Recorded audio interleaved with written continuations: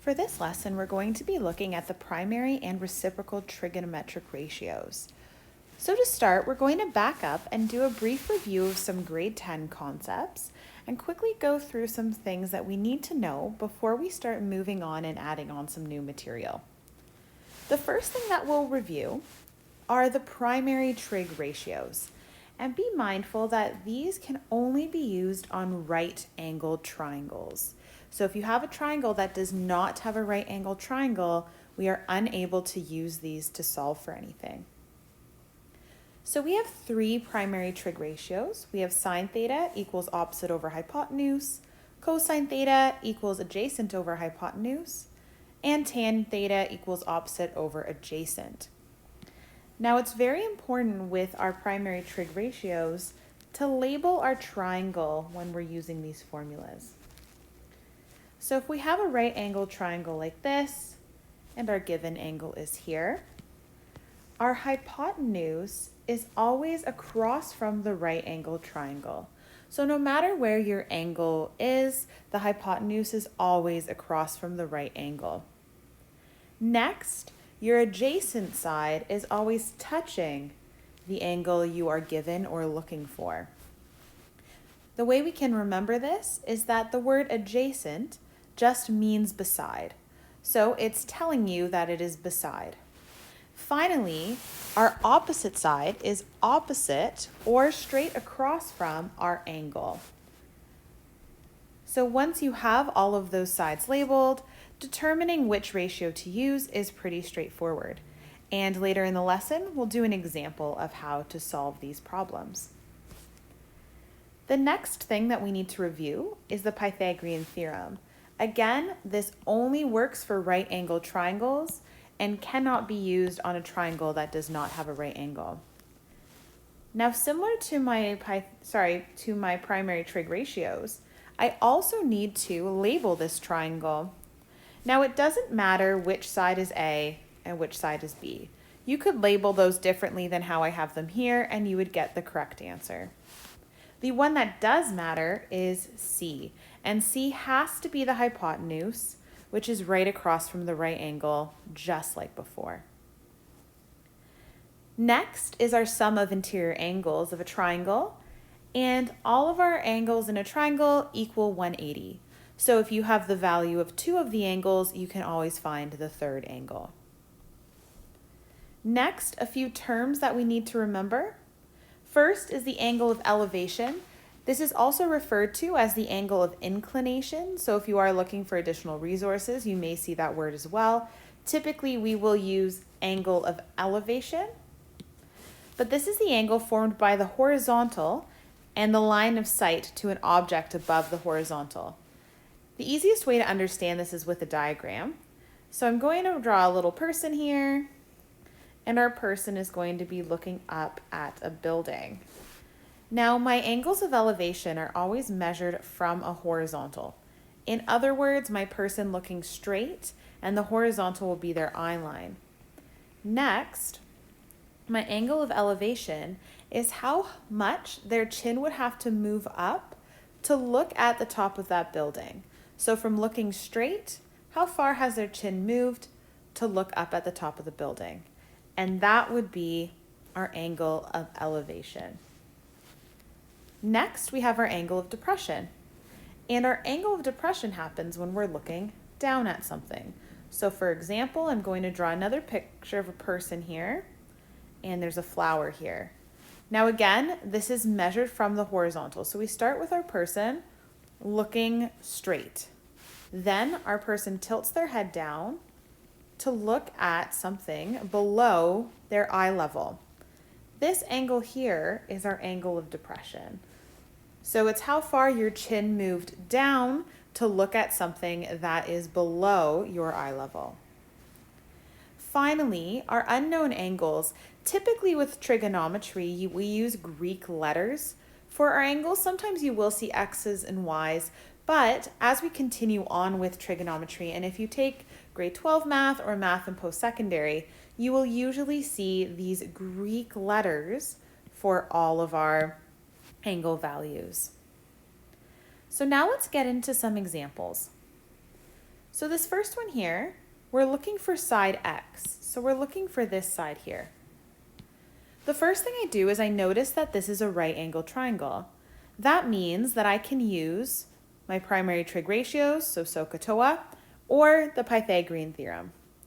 Now, because I'm given an angle, that's a sign that I want to use my primary trigonometric ratios. So I'll start by labeling my triangle. Make sure to only label sides that have values or variables on them. This helps you to determine which primary trig ratio is best to use. So first, we find my hypotenuse, which is living across from my right angle. Next, we look at what side this x is on. Because this side is touching the angle, that would be my adjacent side. So now, if I go back and I look at all of my primary trig ratios, I look for the one that has A and H. So it can't be SO because there's no A. It can't be TOA because there's no H, so it has to be Ka, which is our cosine. So we just write that formula out. Cosine x is equal to adjacent over hypotenuse. And now that I've labeled my triangle, filling in my values is pretty straightforward. So we have cosine of our angle, which is 67, is equal to our adjacent side all over our hypotenuse. Now we just need to isolate for x. So we'll multiply by 18 on this side, multiply by 18 on this side. And we'll have 18 cosine 67 equals x. Now notice here that I'm not rounding anything. And I'm going to try my best to wait to round until the very end. The reason for this is if I round throughout, I'll start to get significant rounding errors, and I want to avoid that. So if I put this whole thing in my calculator, I will get 7.03 meters equals x. So that's our first option when I'm using my trig ratios to find a side length. But I can also use my primary trig ratios to find an angle. So angle theta is going to be here on P. Sorry, it didn't print and it didn't get on this PDF, but we should have a little theta by angle P. Now what I'm going to do is I'm going to start by looking to see if this is a right angle triangle. In this case it is, so I can continue with SOHCAHTOA. Now I'm going to label the sides that have values. So this side is right across from my right angle, so that is the hypotenuse. Then this side is right across from my given angle, or the angle I'm looking for. So that is my opposite side. So because I have values for O and H, that means we'll use SO. So sine of my angle is equal to opposite over hypotenuse. And now I'll just fill in all the values. Sine theta is equal to 11 over 12. Now, if you make that a decimal, you'll get a very small number, which is unlikely to be an angle value. It's not impossible, it's just unlikely. So that's a red flag that there's an extra step you need to do. In this case, we have sine of theta is 11 over 12. But what we want is we just want theta. So in Unit 2, we talked about inverses that undo a function. So that's exactly what we're going to use. In order to just find theta, we're going to use the inverse of sine to undo what had been done with the sine. So now you can just type that thing right into your calculator, and you will get theta equals 66 degrees.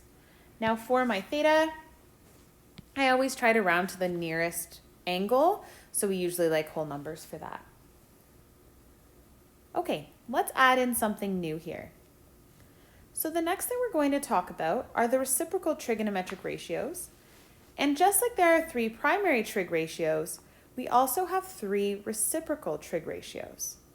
They are cosecant, which is represented by CSC, secant, which is represented by SEC, and cotangent, which is represented by COT. The reciprocal trigonometric ratios are defined as 1 divided by each of the primary trig ratios. So when I take a reciprocal of something, that word means to flip the fraction. So that's basically what we're doing here. So we'll start with cosecant. So cosecant is 1 over sine. Now when I take my reciprocal of sine, it also flips my opposite over hypotenuse ratio, which means that cosecant theta is equal to hypotenuse over opposite. Now, on the right, if I needed to evaluate cosecant 20, if you look on your calculator, there's no cosecant button, which means we'll have to use sine in order to solve for anything. So if we have cosecant 20, in my calculator, I just type 1 over sine 20, and we will get 2.92. Next, we're going to do a similar thing for secant and cotangent. So for secant, that's the same as 1 over cosine theta. And similarly, that flips our equation as well.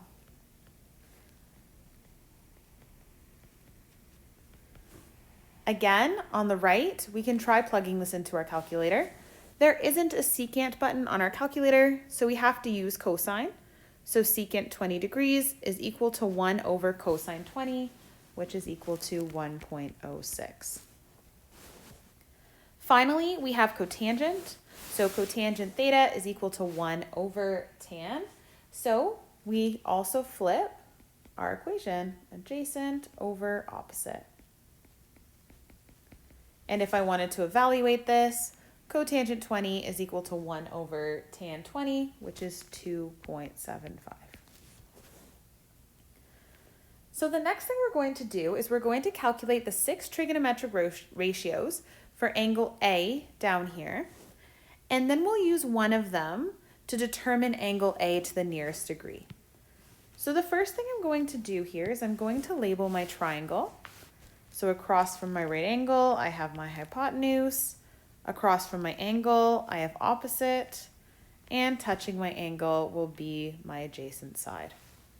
So now what I want to do is I want to find sine A and cosecant A. So sine A is opposite over hypotenuse, which is 9 over 15, which is 3 over 5.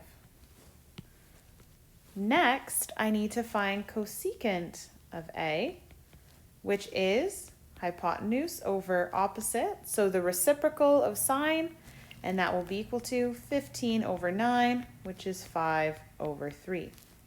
Now what you'll notice here is that their answers are just reciprocals of each other, just flipped fractions. And this will be consistent for all of them. So if I find cos, I can flip it to get secant. If I find tan, I can flip it to get cotangent. So for example, cosine of A is adjacent over hypotenuse. So we have 12 over 15, which is 4 over 5. Then, because secant A is just the reciprocal of that, I can just flip my fraction here, like so.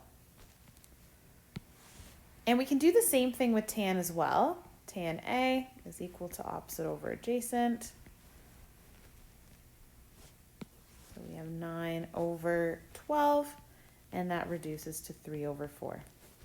Now for cotangent, we can still just flip the fraction, so 4 over 3. Finally, we need to use one of the reciprocal trig ratios to determine angle A. So I'm just going to use cotangent because it's down here, but you can use whatever you want. So we have cotangent A is equal to 4 over 3. Now we don't have a cotangent button on our calculator. So we have to go through tan. So let's switch this back to tan. So tan A, and I flip my fraction. And then I can use the inverse to solve for my angle. And that will give me an A value of 37 degrees. So it may seem silly at the moment to have to go through one of our primary trig ratios in order to use the reciprocal ones, but we'll get to why these are important as we go on. Next, we have a brief word problem. A camera is mounted atop of a roof at an apartment building and is 20 meters above the ground. It looks down at a car with an angle of depression of 68 degrees. How far away from the building is the car? Calculate the distance using two different methods. So the first thing we do is we're going to set up our diagram. Now remember, if you've drawn the diagram yourself or it's on a test, it's unlikely that it's perfectly accurate. So just do the best you can with the drawing that you've made, or sometimes when I give you, that's not to scale. So I'm going to start by labeling what we can. We know that there's an angle of depression of 68 degrees because we're looking at the horizontal and then looking down at the car. That means that this angle here is 90 minus 68.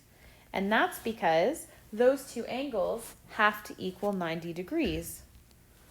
So if I found one, I can always find the other. Now what I'm looking for is this bottom space here, which is also the same as up here. So that's very useful to know in helping us to find two different versions of solving this problem. So in addition, this height is 20 meters on this side as well. So I'm going to solve this using both triangles individually. The answers are slightly different, but overall very similar.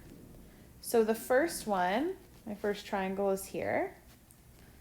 That's the first one that we will work on. And then the second triangle is right here. So it's up to you which one you would want to use on a test. I find the pink one is more so where my brain goes, but it's so personal and you might find one that works way better for you than for me. So let's go through and solve for x in each of these. So for the pink one, I have 22 degrees, x down here, and 20. Now, it's a right angle triangle, so I can use SOHCAHTOA and Pythagorean theorem, but in this case, we're going to use SOHCAHTOA. So I start by labeling my equation opposite and adjacent. And because I have opposite and adjacent, I'm going to use tan 22. It's opposite over adjacent. Oops, but we have a value for adjacent, which is 20. And then to get x all by itself, we move that over. 20 tan 22 is equal to x. And if you put that in your calculator, you'll get 8.1 meters. Next, for the green one, we have a right angle here, 68 here, and 20 here, and we're looking for that. So the first thing I do is I notice it's a right angle triangle, so I can use my primary trig ratios. Then I label it. So the side beside the angle is adjacent, and the side across from the angle is opposite. So now I fill in my equation. Tan 68 equals 20 over x. And now I'm going to try to isolate that x. So we'll have x tan 68 equals 20. And then we'll divide out tan 268. So that gives me an x value of 8.1 meters. So it's the same thing no matter which way you do it. It's just up to you, whichever one makes more sense in your brain. Okay, last one, which is a bit of a thinking one. Given a right triangle with acute angle theta, if tan theta and cotangent theta, sorry, I didn't mean for this to be here. I thought it erased, but it did not. If tan theta and cotangent theta are equal, describe what this triangle would look like. So I'm just going to draw a random triangle. We know it's a right triangle because it's talking about our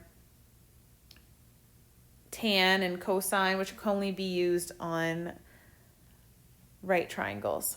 So now I'm just going to choose one angle to be theta. And then I'm just going to label my hypotenuse, opposite, and adjacent like that.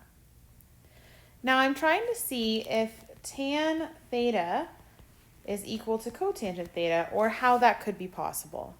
So tan theta is opposite over adjacent, and cotangent theta is adjacent over opposite.